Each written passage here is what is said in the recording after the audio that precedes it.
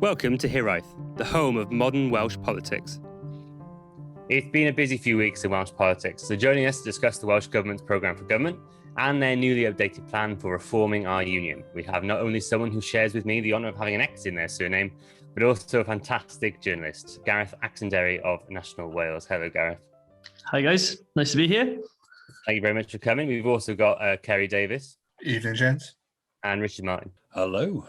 So let's start with the programme for government. Gareth, do you think this is an ambitious plan for a government in their sixth term? I think if Labour had known they were going to do as well as they did in the election, I think the manifesto potentially would have been a little bit more ambitious. I think they've surprised themselves in many respects, haven't they? And I don't think there's any surprises in the programme for government from what was in the manifesto, which I think was widely considered fairly safe beyond kind of a new national park and a national forest, and which have their own merits, but that's kind of what Labour politicians refer to when they're asked why is it radical. It's not the most radical agenda ever, is it? But also it's coming on the back of an unprecedented, I hate that word, but an unprecedented 18 months where, really speaking, their priority moving forward is to ensure that the country recovers from the pandemic. Rich, it's quite telling, isn't it? That, I think looking at it, the mention of to legislate on something is minimal. It's like 3 or 4 mentions throughout the whole document. They say they're going to create legislation or something. Do you think that's indicative of, like Gareth said, a party that thought they may not do as well as they did? So they've done a lot of stuff they could do through ministerial direction, or they left some gaps in the manifesto because they thought they'd have to maybe put some applied manifesto into their programme of government too. I'd kind of throw that back a little bit, Matt, and I'd say, how different do you think this would have been actually if they knew they were going to be in government? Actually, I have a sneaking suspicion that they wouldn't have made any more promises than they've actually made, because when you go into an electoral campaign, if you are saying we're actually going to do this thing, you are going to really make part of your electorate really happy, but you're going to make a part of them quite unhappy at the same time. That's just the way that politics works. So I don't think the character of this document would actually have been that much different, frankly, if they'd written it ahead of time. If they'd written a manifesto from which this is derived ahead of the election, knowing that they were going to govern. I almost feel like they might have been more cautious, because as we've talked on the pod before, when we were fortunate to have Stephen Bush on, he made a very good observation, which has really stuck with me, is that the Welsh Labour Party has an incredibly astute ability to be in the middle ground politically. And that's not middle of the left-right political spectrum. It's basically the median point on almost every issue. And as soon as you actually do something, you make a decision, then you move off that middle ground slightly in one way or another. So I'm not sure it would have been that much different. It isn't massively inspiring, but that's how you keep the majority of people on board. If, as we saw with Corbyn's campaigning in 2017, 2019, if you go too much one way or the other on a particular issue, or pick any issue across the whole portfolio spectrum, you lose voters. So what Welsh Labour have done really cleverly is basically not promise too much, also not put off too many people. So I think it's a success. It's a successful document on the back of a successful election. Yep, I'm going to surprise you here, and not surprised at you. I agree with Rich, but I do. I've gone through it, and it ticks a lot of the boxes I actually want from a more modern politics. It's not too big. I think what I want the Welsh Government to be doing is to do a little bit less, but to do things a lot better. And I'm not sure if that's deliberate in what we've got, but I quite liked it. I think the link to the Future Generations Act and the 10 areas of well-being and framing it in that, I think that worked really well. It isn't ambitious. It hasn't got huge, big ticket items, which people might want, but there are little things in there which to please people. We've discussed UBI in there, whether that's a good thing to have in there with the ability to do what they can do, I'm not sure. There's things about single-use plastics which please me. So I think there's things in each area which will please campaigners in all of those subject matters. But there will be people who think they're not going far enough. But as a starting point, I think a lot of people will be quite pleased with it. I don't think it was written in a way for a coalition. I think, as other people have said in the discussions, it's kind of an awful lot of it in there. If you are going to be critical, are kind of things that have been in last time before, maybe the time before that. There's a lot in there, isn't there, that is, we will continue to do this. We will maintain this. Let's go climate change then. So talking about that absence of legislation, you know, when we were talking to our guest on one of our former pods, Gemma, I think, mentioned that the concern that there's a little bit of a lack of stick with regards to the carrot and stick approach that Welsh Government take with regards to their climate policy. Gareth, are you a little bit concerned that the absence of legislation raises concerns that a lot of this programme will be lacking in terms of non-compliance penalties or enforcement? Again, I think everything's underpinned by what they see is achievable within this 4-year cycle.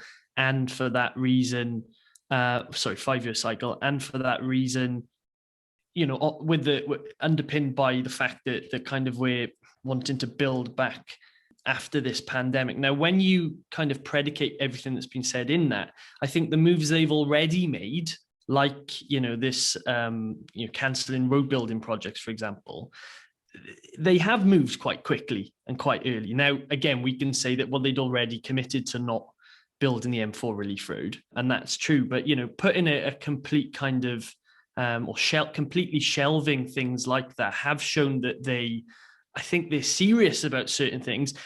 But again, it's easier not to do stuff than do stuff, isn't it? And in many respects, that's what they're doing, is they're choosing to not do things. And that's almost their radical approach.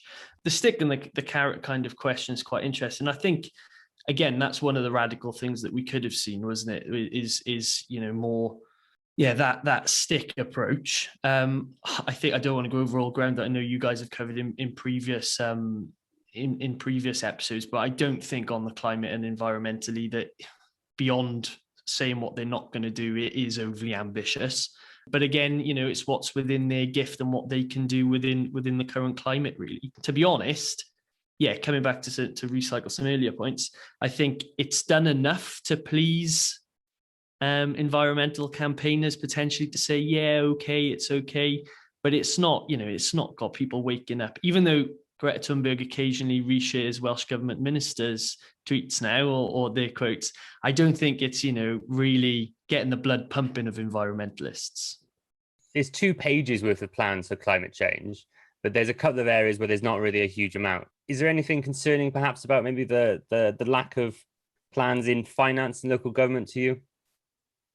I was literally having a look at finance just as Gareth was speaking then, and I thought that I saw the top line, because, you know, we have a journalist on the pod right now. We've had journalists on the pod before, and you always think, well, what are you going to lead with? And what the Welsh Government leads with in finance and local government is not take more in Welsh rates of income tax from Welsh families for at least as long as the economic impact of coronavirus lasts. That's what they lead with as their top economic policy. And I just think, well, I've rarely heard someone express it as simply and as well as Gareth just did, which is, it's easier to not do something than it is to actually do something. And that's basically what this is.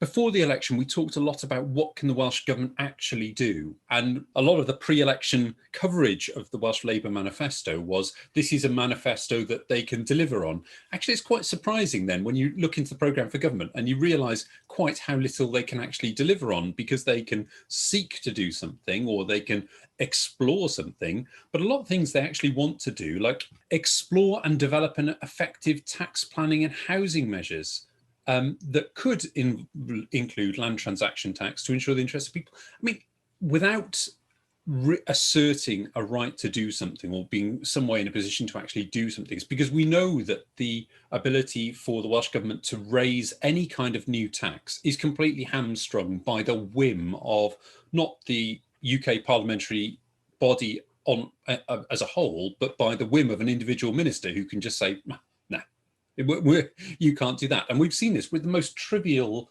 tax of vacant land tax, which has been gummed up into a legislative competence order type process in Westminster for like 4 years now or something along those lines. And that's a tax on empty land that is not being developed on. It's so arbitrary and trivial. And we're kind of having all of these permutations still now about the devolution of air passenger duty, which is such a tiny tax that would potentially bring in so little money. And yet the Welsh Government can't do it. So is the fact that they don't talk much about tax in their programme for government, a problem? Yes. Is it probably representative of the fact that there's pretty much nothing that they can do apart from tweak the levels of income tax, and land transaction tax can be nudged one way or the other? That's also true. So is it disappointing? Yes. Is it surprising? No. Is it probably realistic? Yes, unfortunately it is. They just can't do that much. And actually, as we will see more and more of the internal market type legislation coming through from Westminster, potentially they can even do less as time goes on. So, or at least it's less clear what they can do, which is equally, as much of a problem. So I can't say that I blame them really in this particular regard. But I imagine there are probably a lot of people in the Labour Party, and maybe you can comment on this, Matt, who would like to see more of that redistributive agenda there, but maybe that passion is there from the left in a way that actually isn't reflected by the reality on the ground. I don't know. What do you think? Well, Das Kapital is in the news. Labour's shadow chancellor has talked about how she's never read Das Kapital. And a lot of the tax plans here do sound like they've been created by people who've read more nudge textbooks than Marxist texts. I think that's what it is. I think it's very indicative of not wanting to rock the boat. A lot of it is behavioural change, based taxation rather than revenue raising or redistributive tax. And I think it's indicative of the fact that Mark Drakeford at his core thinks that it's the UK that should redistribute money through taxation rather than Wales. And I think that's what this is evidence of. And I think that you can take it in that one way, which I think is probably the accurate way, i.e. that Mark doesn't really want to use these powers, even if he had them. And then the second, I think that the Welsh Government and the party are still a little concerned about what the political fallback would be from having a extra couple of p on the pound in Welsh taxes. I still don't think they're as comfortable with devolution if it were to cost people more money on their pay packet. Although I think most people who listen to this would be perfectly fine with that if it was doing some good. But I think they're still concerned that a lot of people wouldn't enjoy that extra taxation. So I think that is why there's not a huge amount of detail on taxes in this programme for government. What else did I want to talk about? Oh, whilst we're in local government, Kerry, are you shocked there's no plan to reorganise local government? They're not touching that Welsh third rail? Yeah, if we're looking at the big ticket items you could expect to be in there, it was local government reform. And I think there's a line in there about reforming how people are elected and shoring up local democracy. But I think the tickets, which I think we still need, is very much that local government reform, reducing the number of councillors, the number of local authorities. And that's not on the cards for the next 5 years in any meaningful way. I think the nearest we've got to it is local authorities can set up municipal bus companies. So I'm sure a couple will join together on the transport side and look at that. But, just reminding myself on the climate change, sorry to bring us back, but they have said that they're going to embed their response to climate change in everything we do. And that could be quite interesting because these things are still quite siloed in Welsh Government, and the creation of the new ministry has brought a lot together, but it's how a lot of these things work across portfolios and departments. Rich, you wanted to come in? Yeah, I was just actually going to say one of the interesting things about local government reform is that actually some of the biggest reforms have actually been quite silent and out of the public eye. And I actually get the feeling the Welsh Government, if you listen to Julie James and a couple of the others talking about this, you may be familiar with the concept of the CJCs, which are these kind of essentially regionalism by stealth is what the Welsh Government has been kind of trying to move towards more regional decision making. And actually, I get the impression that they're going to keep on pushing in that regard and try and make more, encourage local government to make more decisions on a regional basis through those CJCs. But they don't necessarily want to make it a badge that they wear. And because they know that, think of local government reform as the third rail, I think is a very, very apt way of putting it, frankly, because they know how dangerous it is. So I think that they'll continue their kind of existing policy of trying to gently create the idea of regions without actually ever saying it. So again, I'm not surprised it's not in the programme for government, but I suspect it will run through an awful lot of the kind of subnational policy making that they make. I think we'll see more and more of this kind of stuff. Gareth, you must talk to quite a few councillors in your day job. Have they ever come to you with some concerns about local government reorganisation? Probably more so when I was at the Caerphilly Observer going back a year or so. But it's like Rich just said, these things are kind of already happening, aren't they?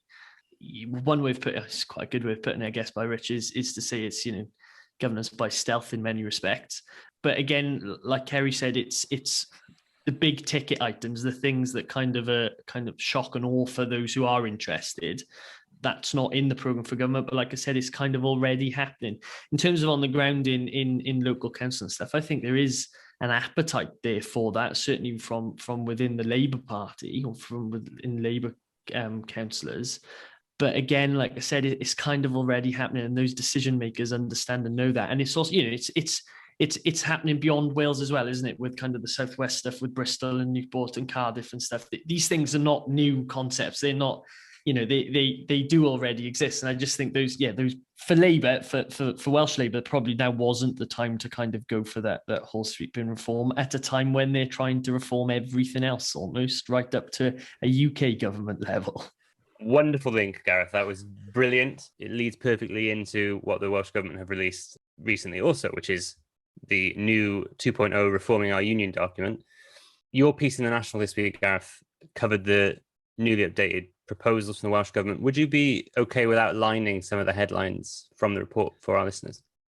For those who knew what Reforming Our Union 1 was, there wasn't a huge amount of surprises. For those who didn't, and maybe are only taking an interest all of a sudden, it was kind of this groundbreaking document that was looking to kind of completely trample all over Boris Johnson, the UK government's turf. It all goes back to this balance of power between the UK's four nations. So there's kind of, they're calling the basic principles essentially look to see England, Scotland, Northern Ireland and Wales come together to share links and resources, but be treated as equal parts, as opposed to everything starting in Westminster and emanating out from there. Beyond that, there's kind of the things in the language of the text. There's things like seeing devolution to Scotland, Wales, and Northern Ireland as a permanent feature of the United Kingdom that cannot be undone. Now that's quite interesting, because for many people in kind of political circles until very recently, they would have seen devolution as this journey that wasn't going to be undone. And maybe, there are things that have spooked the Welsh Government doing, including things like that. But beyond that, it's things like, calling for more devolution over things like justice and policing. Again, nothing new. These relationships and intergovernmental relationships, which have been severely strained over the course of the pandemic. We've heard them talk about that, those rhythms of conversation between Westminster and Cardiff Bay not kind of being regular enough. There's things like that in there.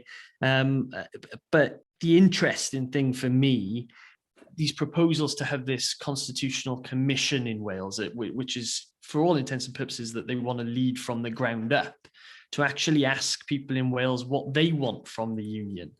And that's interesting in itself. And it comes back to what we talked about earlier about, what has been put in the manifesto that maybe was interested in potential coalitions, or at least courting voters from other parties, and taking far more interest in constitutional issues certainly played well for Labour in places like Caerphilly, where I'm sat now, where maybe there has been a slight increase in interest in independence, but you've got traditional Labour voters who've still returned to Labour. I mean, Heaven David's majority here almost trebled. He's the incumbent for the first time, so you could almost expect to see that. But in a seat that Plaid Cymru really targeted, and in an election where they went really hard on having a referendum within their manifesto and kind of breaking away from the United Kingdom, then Labour did really well. They did that by playing the soft nationalist card, and I wouldn't say pandering to people who are indie curious, but certainly including stuff in what they were saying. And then now, because they've included that in their manifesto and within the debates and stuff, they now have to act on that, right? So, and that's, I think, where this constitutional agenda of theirs has come to the fore, and interestingly has come really early, isn't it? You know, we're only just over a month since the election, and it's this constitutional stuff that's kind of grabbing the headlines. And Mick Anthony's taken, you know, a real central, you know, role on that in his, you know, we talk about the climate ministry as being created, but obviously a new role, the Minister for Constitution's a pretty interesting role as well. Again, it's not a surprise. And for those people who knew what was in the original Reform in Our Union document, there's nothing hugely earth-shattering. But it just shows, I think, the confidence as well of this Welsh Labour government to feel empowered by the election result, to feel like they can, you know, stake a claim to have that conversation at a UK level. The question is, you know, will anyone listen to them? And I don't just mean that in Westminster, but I mean that in Scotland as well, where, yes, you've got a government where relations between Scotland and Wales are fairly good, but they are governments that want very different things. What has the response been from non-governmental Labour voices to this report, Gareth? I think, I mean, it varies, doesn't it? You've as you know, Matt, it's a broad church Welsh Labour, even more so potentially than UK Labour in many respects. And we talked about earlier about them being in the centre ground of almost everything and being able to catch votes everywhere in Wales. And I literally mean everywhere. It's interesting. I mean, for Welsh Labour, as far as, and I think the membership right through to the top, there's a discontent with the imbalance of power that Westminster has over what happens across the UK. And this isn't anything new. This has gone back over 100 years when UK governments have constantly kind of returned conservative administrations in the UK government, even though the majority of people in Wales certainly not voting for Conservatives and are, on the whole, since Labour kind of took root in Wales, returning Labour majorities. That's the same in parliamentary elections as it is in Senate elections. So I think there's a discontent with how the union works within the Labour membership. Within that, then, it's interesting in kind of the pockets that exist. There are Labour people, maybe of older generations, who say, you know, just get on with the job and don't be messing around with this. Then you've got kind of the radical federalists, if you like, which obviously is where Mick Anthony comes from himself. I've already name-dropped Hefin David, but I'm going to do it again. Somebody who wants to see wide-sweeping reform to the union. And they believe that comes about by having, you know, devolved assemblies across England, more powers for Wales, a reformed voting system across the United Kingdom. And they believe that that's the solution to the kind of the constitutional ills of the United Kingdom. And you've got an increasing number of people in the Labour movement who actually are, if not indie curious now, than supporting of independence. You've got to take it with a pinch of salt, but we know that nearly half of independent supporters still voted for Labour. And that is another demographic that I think this document is looking to say, well, look, we are listening, we are willing to have this conversation. Although a lot of what Mick Anthony has said since he became Minister for Constitution has reaffirmed his commitment to the union.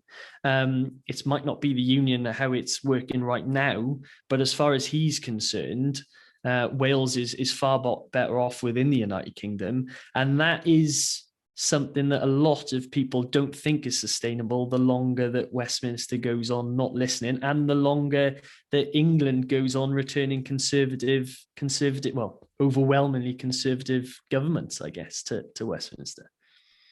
Talking about that Westminster Labour element, have you talked to any MPs about what they think about this plan? Yeah, so I've tried to I've been wanting to speak to MPs, and I've reached out to Labour Press before the weekend to kind of play into quite a bit of a deep dive I did on the weekend. And I've not heard an awful lot back, in all honesty, which I think is interesting, because if anything, that's where Welsh Labour need to get support, is from within the UK Parliamentary Party to say, look, this is the route forward. These are the guys who know how to win. These are the guys who know what to do. The issue I think this, I mean, the football currently is a perfect, resembles this perfectly. Keir Starmer is doing I think a stellar job of raising a pint and wearing an English football shirt at the moment. And they're finally starting to get that English nationalism thing, but that doesn't play well in Wales. And if you look at the work that Richard Wyn-Jones has done on Englishness and English identity, the overwhelming amount of English identifiers in Britain, in England mainly, they're not interested in kind of regional assemblies. or regionalism across England. And even though, people like Andy Burnham are coming more to the front with their talk about, regional parliaments or regional assemblies, outside of those metropolitan big university cities, is there support for that? And that's I think the big hurdle before they get Boris Johnson et al. To listen to them. The big hurdle is trying to get the UK Labour Party on side. There's another National Wales writer that we speak to quite a bit, which is Theo Davies-Lewis. He started his column this weekend with quite a fiery line, which is Croeso I Gymru, where our most powerful leader has no power at all. But fundamentally, he's not completely wrong when the Constitution's involved, is he? Because the Welsh Government can't really implement any of this. So why do you think they've released it? Do you agree with Gareth? Is it just to try and placate indie supporting members and voters? Well, I think there's a lot more to it than that. I do agree with Gareth in that I think they're emboldened. And the difference that we've seen between Reforming Our Union 1 was that was released to complete crickets. This time they've come out fighting. And the reason why they're doing that, I think this is why, there's a whole tapestry of interests here. I genuinely take Mick at his word that he genuinely believes in some kind of federal approach to the United Kingdom. And he does genuinely believe that Wales's future should be within the United Kingdom. And this is kind of where I think it is interesting. The Welsh Government, as we've talked about earlier, doesn't make decisions happily. And it isn't making this big fuss about reforming the union voluntarily. We had 15 years or so, where Welsh Government really didn't want that much from the UK government in terms of changing the settlement, famously turning down the devolution of policing and turning down the devolution of rail infrastructure and everything else in the past. But what has changed, especially recently under the Johnson administration, is that the UK government is now taking things back and stamping all over the devolution settlements, not just in Wales, but in Scotland as well. So the Welsh Government now has a vested interest in actually making the case, not just to reinforce, and I think that's the language that they use in the programme for government, is kind of reinforce and create a stable devolution settlement, but actually they want to be able to do stuff where there is clarity and ability to actually implement their own agenda, even if that agenda is relatively modest. Left untrammeled, the Johnson administration or future administrations that are similar in mentality and approach will just steamroller Welsh governments in the future unless something is done about it, because what was previously thought to be a reasonably agreeable defence in the Sewell Convention now means nothing, because it's being completely bypassed, not just once, but several times by the UK government, and it looks like it'll happen several times in the future. So if you are a Welsh government that genuinely wants to keep Wales within the United Kingdom and genuinely wants the United Kingdom to be a success, but doesn't want to have all of your key policy planks enforced upon you by Conservative governments in Westminster, what choice do you have other than to come up with another way for the United Kingdom to work? So I do think it's really interesting. And I think they're doing a much better job of arguing the case than they did with Reforming Union 1. And this is particularly in light of Conservative attacks, not just by the Senedd group, but by Conservative MPs in Westminster, about why is the Welsh Government tinkering with the Constitution in the face of COVID. And they're calling out the fact that the UK government is engaged in a massive constitutional redrawing exercise right now.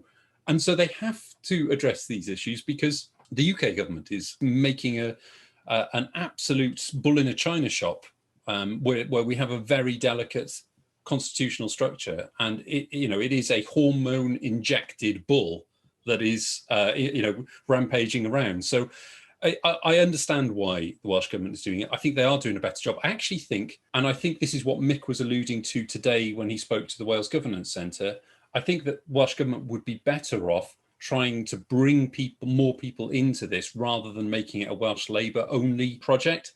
I think that would help give it more weight and increase engagement when they do this big intra-Wales consultation exercise later in the year. But we shall wait and see. I mean, there's a Rizzler paper, isn't there, between Welsh Labour's plan and Plaid Cymru's plan, really. There's so little difference in terms of what Plaid Cymru view as independence, which is essentially confederalism, and this Welsh Labour plan. It's what we've always talked about before, Rich, is their seeming inability to work together on matters of the constitution. Gareth, I'm assuming you've spoken to Mick Anthony. What has his reaction been when he's been told the Welsh Government can't do any of this? They don't have the power to force any of it through.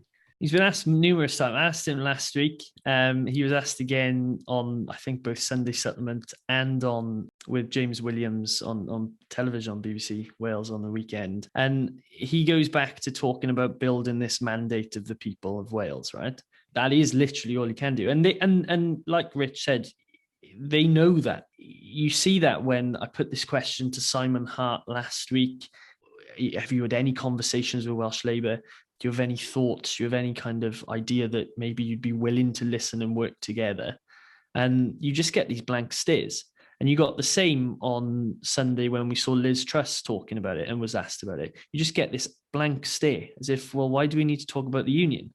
And that is a massive problem for anybody who's serious about reforming the union, because I completely agree with Rich. Even though they might not have the power to really influence change, I think it's completely legitimate that they believe that this is the right thing to do and that the union isn't working and that it does need reform. But I mean, how do you answer that question? He's obviously briefed. He's answered it the same way he answers it to every journalist that you've spoken to before and since me. When you say, what happens when they turn? Because Laura McAllister said to me, it's a lovely plan, but what happens when you have the people of Wales on your side? You have this commission that tells you what people in Wales want and what they see as the future. But then you take it to the UK government and they say, but you're 3 million and a bit people and we've got bigger fish to fry. There isn't an answer to that question, because he's not going to turn around and go, well, after that, we're going to come out in support of independence. Because the points that Mick's made that I think are really interesting and really valuable are that he does acknowledge that post-independent vote Scotland, these conversations would have to happen. What's the relationship going to be within the United Kingdom? You're not going to build a wall down off or reconstruct Offa's Dyke and just have this, weird no chat or whatever. You're going to have years and years of conversation and negotiations. These conversations, after any sort of independence vote, whether that's in Scotland in 18 months' time or in Wales in 20 years' time, these conversations will have to happen. What Welsh Labour want to do is have them now. The UK government has no interest in having those conversations. Would a Cameron Osborne-esque government have entertained it a little bit better potentially? But I can't see a UK Conservative Party entertaining this, and Welsh Labour know that. But the increasingly interesting point is what Welsh Labour is trying to do is at least get some sort of semblance of what people in Wales want to engage in when it comes to the Constitution. And that's interesting, because I think the big stumbling block that Plaid Cymru had by including referendum in their manifesto was loads of people I spoke to who are engaged and aren't engaged in Welsh politics just turned around and went, well, what would an independent Wales be like? What would we do about currency? What would we do about our relationship with England? Would we rejoin the EU, et cetera, et cetera, et cetera? So why not have those conversations before you get anywhere near a referendum? Because Plaid Cymru stumbled over that. I think they put it in their manifesto and said they'd set up this commission before that. But I think in many respects, Welsh Labour are doing that, but they're playing the long game. And I'm not saying that they're going to include a referendum in any future manifestos, although they may. I think Welsh Labour believes that they can have the conversations now that would need to happen before and during and after any sort of referendum anyway. We saw what happened in Scotland in 2014 when it was, well, what are you going to do with the pound? What are you going to do with, what are you going to do with the sterling? What are you going to do with oil in the North Sea? Who are you going to sell Scottish whiskey to, if not people in England, et cetera, et cetera, et cetera? You just got to have those conversations. I think Welsh Labour believes they can have them now. In many respects, I think Welsh Labour, that they won't admit this, but the Welsh Government know that the UK government won't listen, but that's not entirely their concern. I think they believe that having this conversation in Wales and kind of being seen as leading this conversation in Wales is both them doing the right thing, but them doing something that serves them. Because otherwise, if they don't, like Rich said, you allow, Yes Cymru and independent supporters to completely dominate that debate. And when you lose your senior abolish voices in whatever cloak they wear, because they're no longer in the Senate and they're no longer on TV, you do then all of a sudden have a little bit of a vacuum that will be filled more so, I think, by the independence movement in the years to come. And if you don't engage in those questions, then I think you've got an issue, and the Labour would have an issue. And I think, interestingly, that's the issue the Welsh Conservatives are going to have if they've reached a ceiling of people who will consider voting for them, and they just turn around and keep going, well, nothing's broken, so let's not fix it. When most people in Wales go, but it is broken. I don't think they're that concerned. Boris Johnson isn't going to ring Mick Anthony up tomorrow and say, Mick, you've created something amazing, I'm willing to listen, because he's not going to. They know that. But it's about more than that, I think. It's about doing what they do domestically here in Wales. They wouldn't have introduced it this early with this much of a priority unless they thought it was an important thing to do, or with a slightly more cynical hat on, because it's a lot of talk and it engages people like us to talk about it when you're not actually kind of looking at maybe some of the other things they should be doing. But that's a different argument for a different day. The way that we should think about this is that this is a hand-strengthening exercise on behalf of the Welsh Government. After Brexit, the Northern Ireland Assembly, or the Northern Ireland Executive, had a card to play in terms of negotiation. It didn't exist at that time, but the parties involved did, and they could play a powerful hand and influence the UK government because of the situation in Northern Ireland. The Scottish government had this, incredible, powerful hand of the independence card that they could play at any time that they liked, and they could get more concessions or at least respect out of the United Kingdom government. And we looked at the Welsh government and we just, what do they have? What leverage does the Welsh government have? And the answer was basically nothing, because the population of Wales had voted the same way the UK government, the UK government at the time wanted them to. And there was no threat of secession or threat of change that they could bring to bear. So basically they had no voice. And actually, if the Welsh government maintains its engagement, maintains the very slightly open door that it has to quite significant constitutional reform, and it is managing to keep almost everybody from status quo to independence on side with what it's doing, then what it can do in the long term is build up its championing of a voice for the people of Wales. And the more that the Welsh government feels emboldened by having that popular mandate and popular support for its positions, and as long as it can kind of keep the salience of the issue up in Wales, and I don't think the Welsh government is entirely unhappy with the fact that there is so much support for independence within the Labour Party in Wales, because it gives them more leverage against the Westminster government. And it allows Mark Drakeford to then say, even though he doesn't want it to happen in any way, shape or form, it allows him to say publicly on the radio, on the television, to the press, subscribe to the National, that the union is in, that the biggest risk of the union is the way that Boris Johnson's government is doing it, and that it needs reform. And seen through the prism of trying to give themselves as much leverage as possible against the UK government from a very low starting point, I think this is exactly what you would expect. And this is the playbook that you'd expect them to follow. There would be future chapters in that playbook that I very much hope that they will follow. One would be speak to Scottish Labour. How have you managed to come this far without even getting buy-in from Scottish Labour? Because you've had buy-in from the SNP government in Scotland for much of the last 5 years. How can you not even sort that basic step out? And two, they actually have to deliver it. And what Mick has said over and over again is that an intra-Wales conversation is something that this Welsh Labour government can deliver.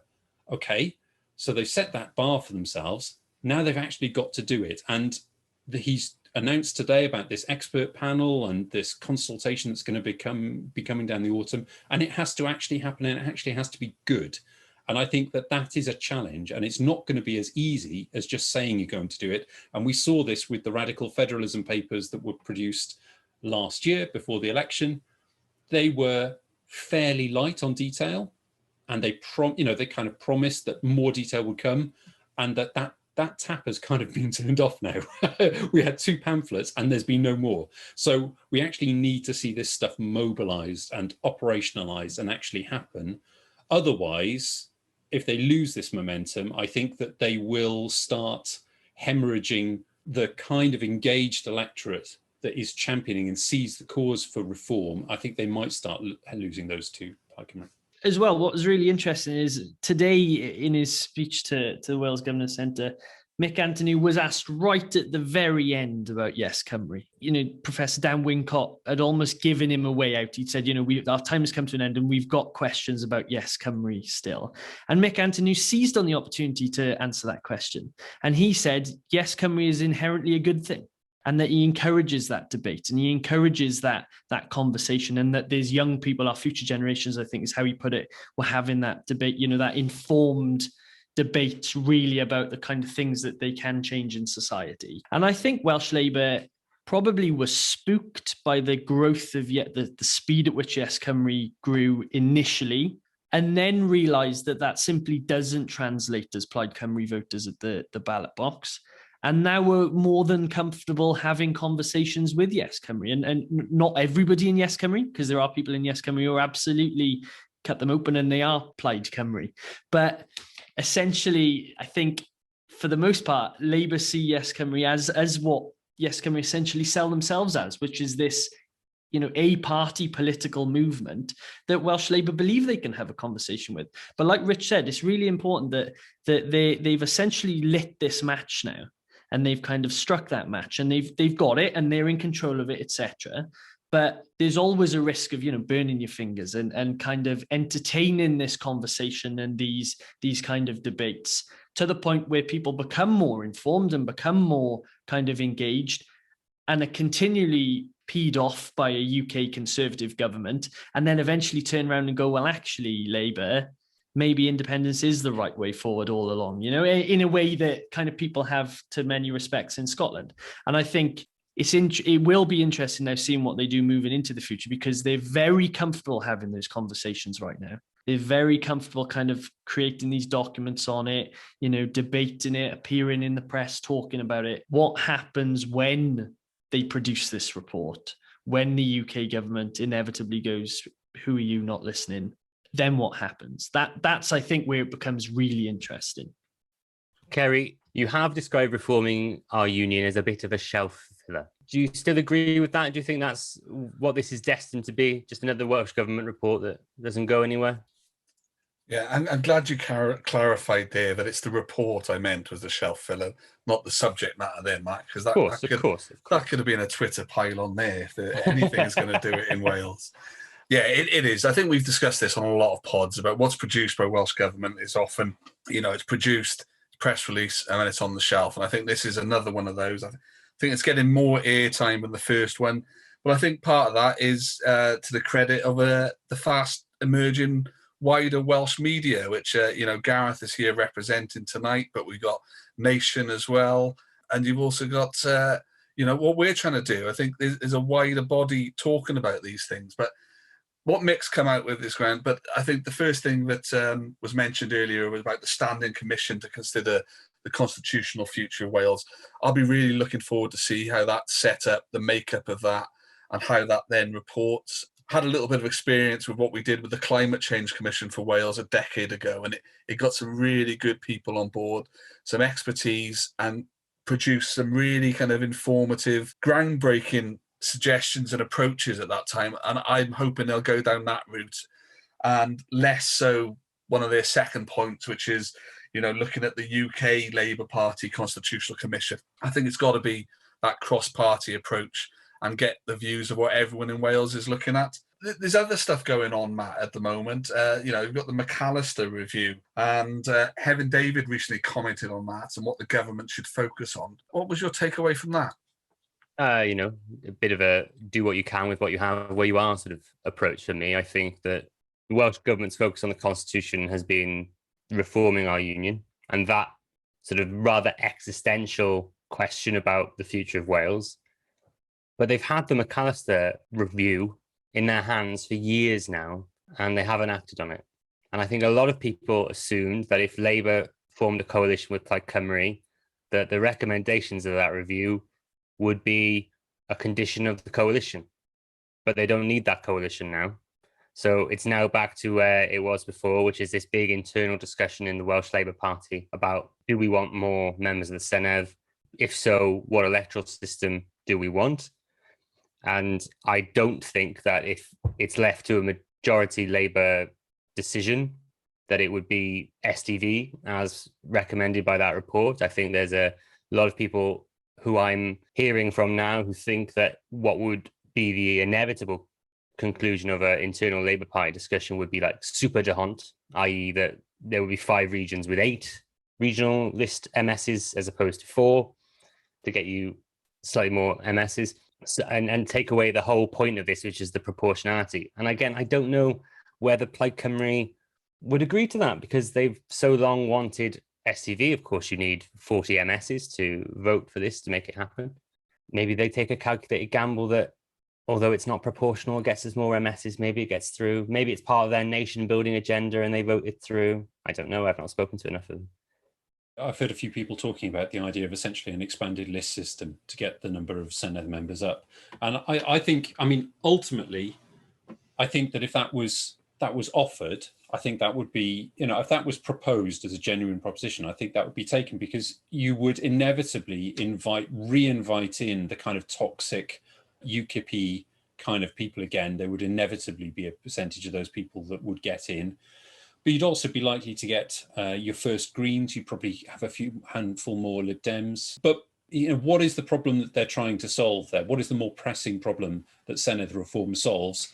Is it that the Senedd isn't proportional enough, or is the bigger, more pressing issue that there just aren't enough people in there doing the work? And I think the second one is probably the bigger problem. And I think you'd probably find a way to get that through. But can I just circle back to something you said a minute ago, Matt, that I think is really interesting, and that kind of ties into where the remainder of Mark Drakeford's term as First Minister goes, where his successor's term goes, and also how it ties in with other parts of the UK.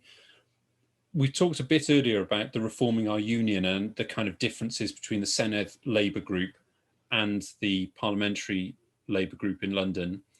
And I mentioned Scottish Labour earlier, and there's the rise of the King in the North, Andy Burnham, Sadiq Khan re-elected with an enhanced mandate in London as well. How strange is it then that the Welsh Government has done all this thinking about the Constitution of Wales, but not so much the Constitution of the Labour Party?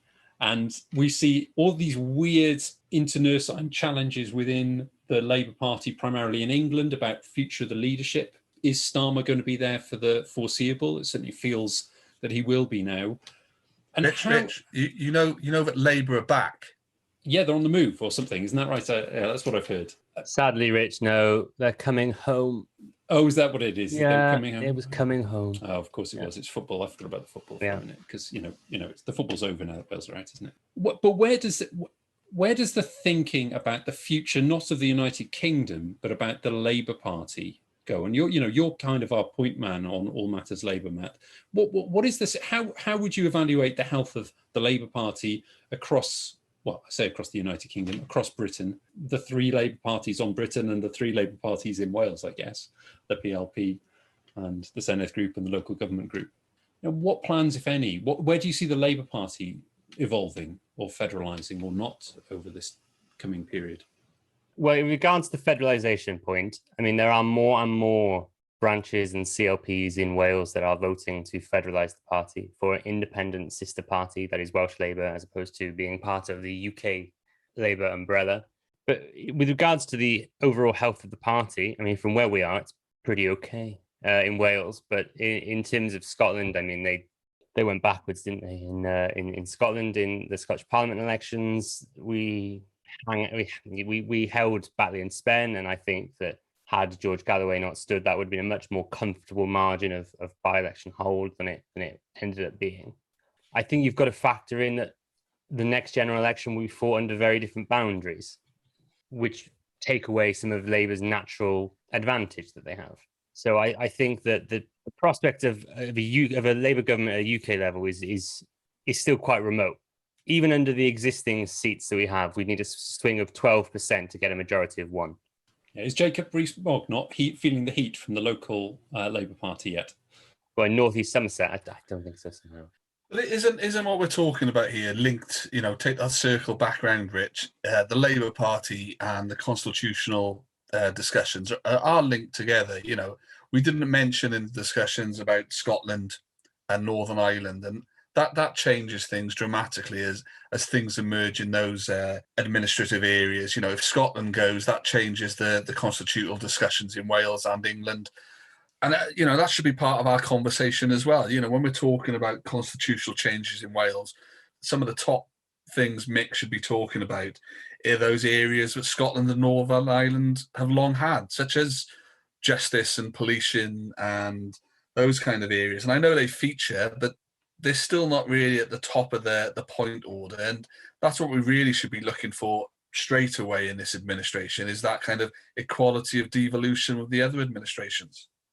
We had Mick on to talk about radical federalism, didn't we? We asked him this question: is how can you talk about radical reform of the UK when you can't reform your own party? And he was quite honest about it. As I remember, he answered straight off the cuff. He was like, well, this is something that we need to do. And I think it's very difficult to see. That's why I asked about the Labour Party, because until you get buy-in, even with a Labour administration in Wales as well as one in Westminster, you weren't seeing rapid progress, because there was a lot of pushback. And as a trail for future episodes of Hiraeth, when we publish our much trailed St David's Day episode, you'll hear more about this, how a lot of the resistance to some of the kind of proposals that Mick is making have come from within the Labour Party. And there's an inside game and an outside game. The Welsh Government needs to win the outside game of getting the public on board, but it needs to also win the inside game of getting the Labour Party on board. And that's not just the Senedd group, that's the Scottish Labour Party, it's the Welsh Parliamentary Party. And everyone knows this, but they don't seem as willing to take on that internal party challenge as much as they are the public challenge. And you'd think that would be an easier case to win, particularly as they're going to lose, whatever happens, Labour is going to lose MPs when the next UK general election is going to come, because we're losing seats. So, yeah, I'm just surprised that they don't show the appetite quite so much for that inside game in the Labour Party. It's a very long battle, though, Rich, because, you mentioned the King in the North, Andy Burnham. But in 2016, when he was Shadow Home Secretary, every possible amendment to the Wales bill had to be approved by Andy Burnham, and he didn't want it. I mean, he backtracked after some severe pressure from Carwyn Jones to admit that Labour's policy was to devolve policing to Wales. But in an interview a few weeks before that sudden U-turn, he said, no, not at all. That's not our policy at all. I mean, maybe Andy Burnham has completely changed his mind. Now he is himself running a devolved administration of some kind. But I don't think a natural desire for Westminster politicians of the Labour Party to want to devolve power. But does that not then suggest, Matt, that they're happy to sit in Westminster on opposition benches? But I mean, at a time when, how does a UK Labour Party win a general election? Okay, politics can change quickly, and the landscape can change quickly. But why not go for, or at least entertain the conversations of something more radical that you can sell to voters, like that does have sometimes have cross-party consensus, like electoral reform on a UK level? Why do you think that UK Labour parliamentarians are not that keen on being worried about devolved stuff? Well, on the matter of electoral reform, of course, Gareth, the Labour Party at a UK level's policy position is to support first past the post. There is no desire to see a move to PR or STV in Westminster elections. But does that make sense to you? I'm thankfully, people will say, not involved in the high level policy decision making of the Labour Party. But I've always been in favour of a more proportional electoral system, but I don't know why UK Labour Welsh MPs, as we'll categorise them for this purpose, aren't in favour of more devolution. I mean, there's a fair argument to say that the less that is their responsibility, the less they have to campaign on in purely electoral terms. They want, policing is one where they want to keep that, because it means they can pop on their leaflets. A new Labour government will provide X amount of police officers, bobbies on the beat. It's an easy campaign tool. So it's stuff like that, I think, that dominate the decision making of a lot of the Welsh Labour MPs.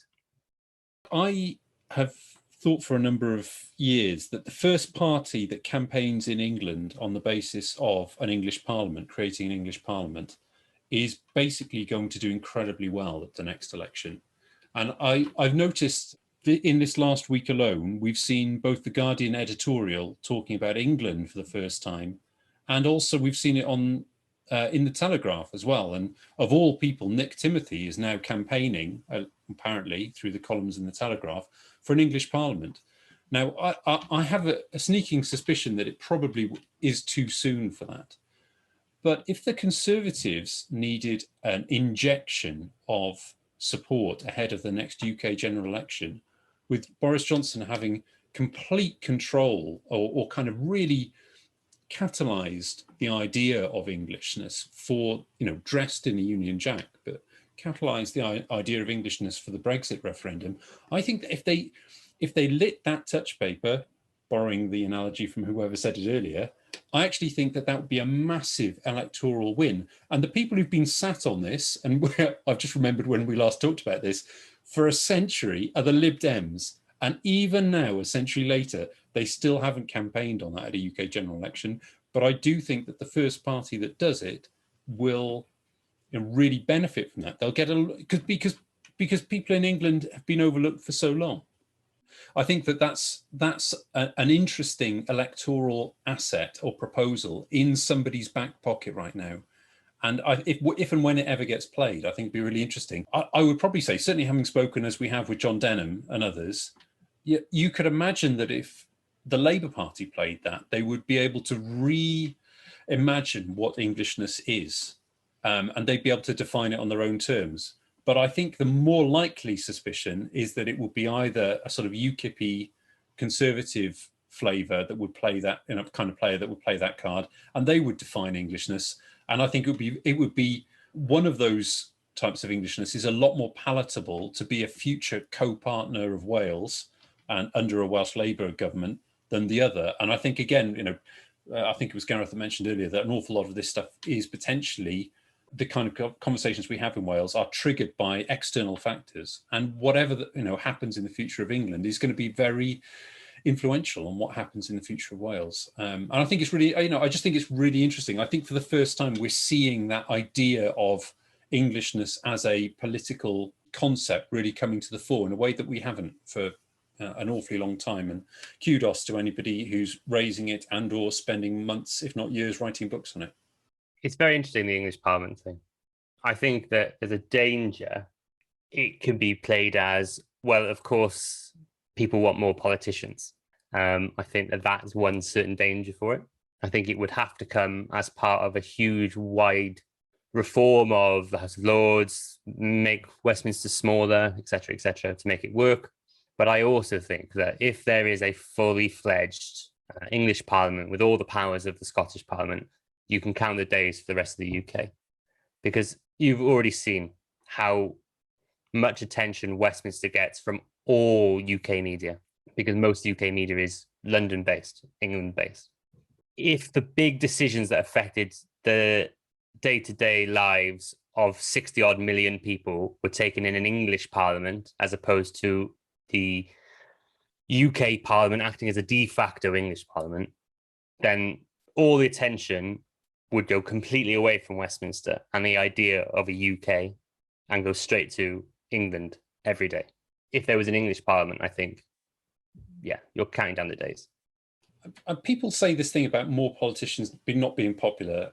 And I've always thought that what people always really feel is more bad politicians isn't popular, but more good politicians is popular. And I think we've seen that in the last Senedd election where, irrespective of whatever your political flavour of choice is, I think what we've managed to do is raise the bar. If you look at the people who've come in and the people who've left, we've got more good politicians in the Senedd now than we had just a few months ago. And I think most people are quite happy about that. I'd also say that the major party that complains the most about more politicians has created more politicians through police and crime commissioners, metro mayors, across the island of Britain over the last decade than any other party has. And I think that tells its own story, really. I don't, that argument about more politicians is a castle built on sand, or sand castle, as some people might call it. It's a mirage. It's complete fake. And the case can be made. Of course it can, but it has to be made with confidence. And I think it's not beyond the wit of human to be able to do that. On that wonderful, shining, pro-politician note from Richard Martin there, I think we'll wrap up. But I just want to say thanks to Gareth Axenderrie for joining us today. Gareth, if people want to find you and hear what you've got to say on Twitter, where can they go? They can go to Twitter. No, they can. It's the issue with people asking me how to find me is I've got to spell my surname. But I know that pain. I know exactly, that pain. Mate, exactly. No, just G Axenderrie is what I'm on Twitter. But more importantly than that, get behind what we're trying to do with the National. It's a bit of a plug, but I've not slept for a long time now, kind of putting this new news organization together. And it's great being able to kind of come and talk about stuff and also kind of cross-pollinate between what we're doing and what you guys are doing. Because I think Wales benefits from that, doesn't it? That's the most important thing. When you have plurality. For so long, we've not had plurality. So the more the merrier, as far as I'm concerned. There's plenty of space for everyone. It's like, where would you build housing? Well, there's loads of space. Where would you build new where would you, not controversial at all, where would you build new kind of media organizations in Wales? There's loads of space. So yeah, I mean, that's the final thing I'd say, is just get behind kind of these new media organizations in Wales. Thank you very much, Gareth. Rich, what about you? Yeah, same old at Mimosa Cymru on Twitter. Mr. Davis? To avoid the pylon you nearly suggested for me, Matt, I'm not giving my Twitter account out today. And Kerry is at Kerry the Viking on Twitter.